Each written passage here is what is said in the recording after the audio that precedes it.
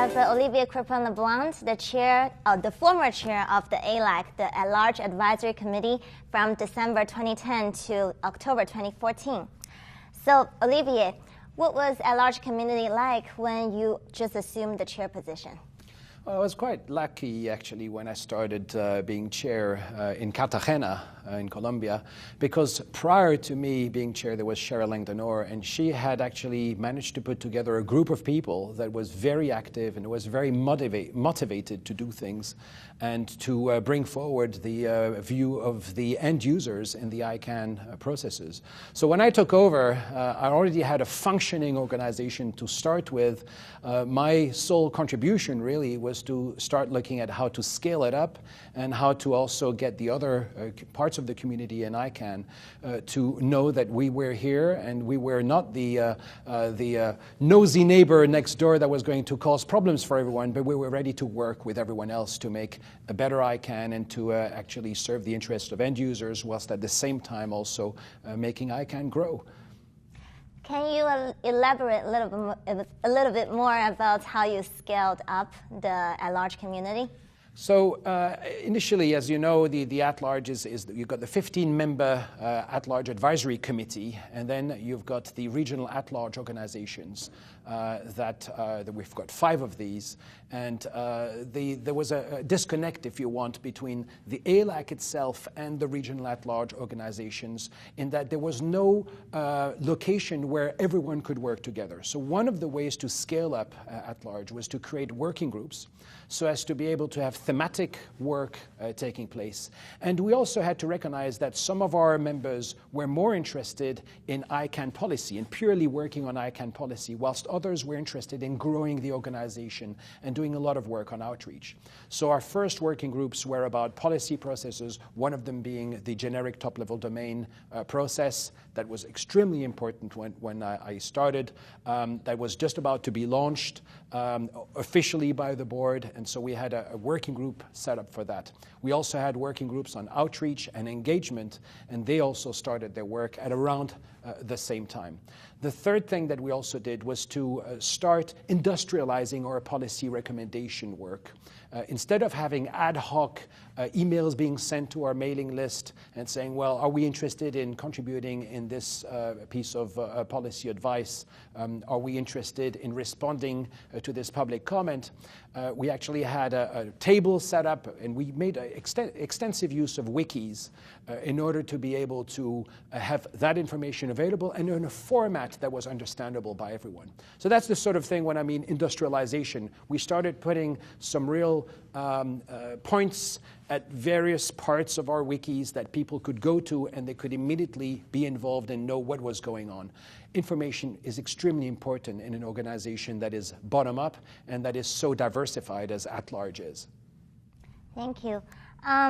So, to my understanding, at-large represents the interests of end users, and then they actively involve in the policy work in ICANN.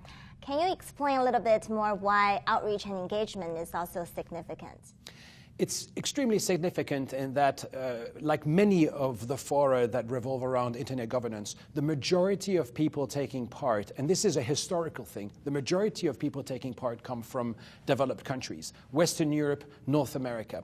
But the at-large community has got our 5 regional at-large organizations, and so some parts of the world were not well represented at the table, or at least not as well represented as other parts of ICANN. So our work in outreach and engagement focused specifically in these parts of the world, and even in parts of the world like the European at-large organization, the Euralo Europe. Western Europe was very well represented, Eastern Europe was less well represented, and so the focus was put on the Eastern Europe. And it's at around that time that we also worked on an ALS, an at-large structure, into every country of the world. We're still far away from having reached that goal, but we are slowly moving and engaging with more and more at-large structures in countries that we hadn't previously engaged in. So that was the focus of the work. Outreach is extremely important also when ICANN goes into countries that it has never visited before, because we need to get the buy-in of the local community. The internet is not just a technical network, it's a network that is made up of people. And the big difference between the internet and any other networks before was that the internet was for end users worldwide, and that's what makes the strength of the network. And so an ICANN, without having the input of end users, is an ICANN that would function top-down, that would probably be seen as a little cabal of people running the internet, when in fact it's exactly the opposite. It is an organization that is open and that engages anybody and everybody to be able to take part in ICANN's policy processes. And that's what our work was really focused at. And congratulations for passing a milestone recently of reaching 200 at-large structures, and that's a major achievement. Well, the congratulations don't really go to me. I think it's the community itself that's been very responsive to this aim of having an at-large structure in every country in the world. And our members are our own ambassadors into all of the different fora that are taking place, all of their different communities. They're the ones that should be thanked about this, because more often than not, they're the ones who can refer other organizations to come and join the at-large community. And that's really good to see. Right.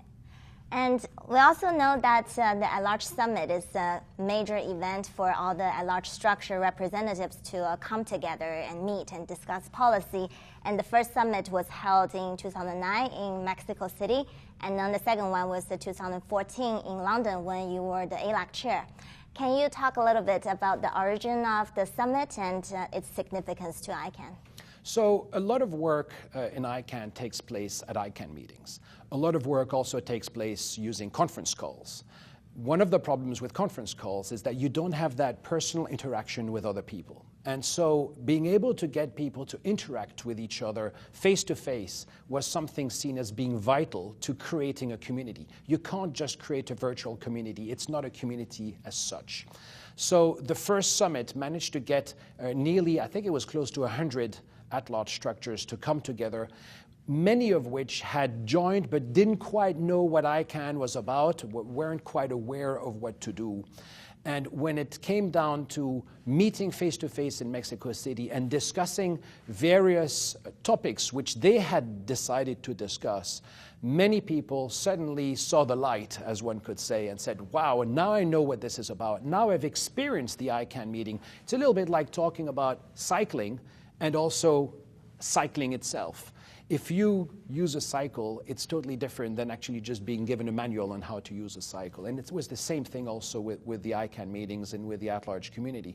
They did a number of well, they had quite a few meetings in Mexico. They all managed to get something out of it. And we had some of our best elements in the next years that had met for the first time at the meeting in Mexico, and that then became very involved.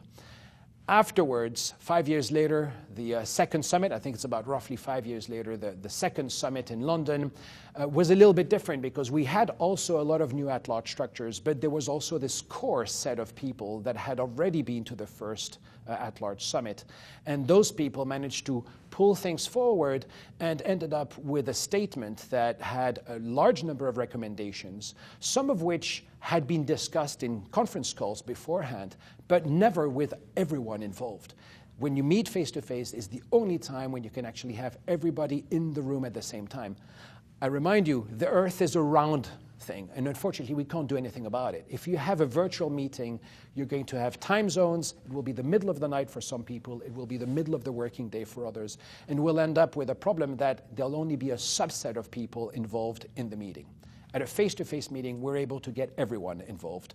We managed to tap all of their input. We managed to put together a statement with all of these recommendations. And then, since that summit, we have been going on about implementing these recommendations because we knew this had the buy-in from our community. Thank you very much, Olivier, for your time and your valuable insight. Thank you. Thank you.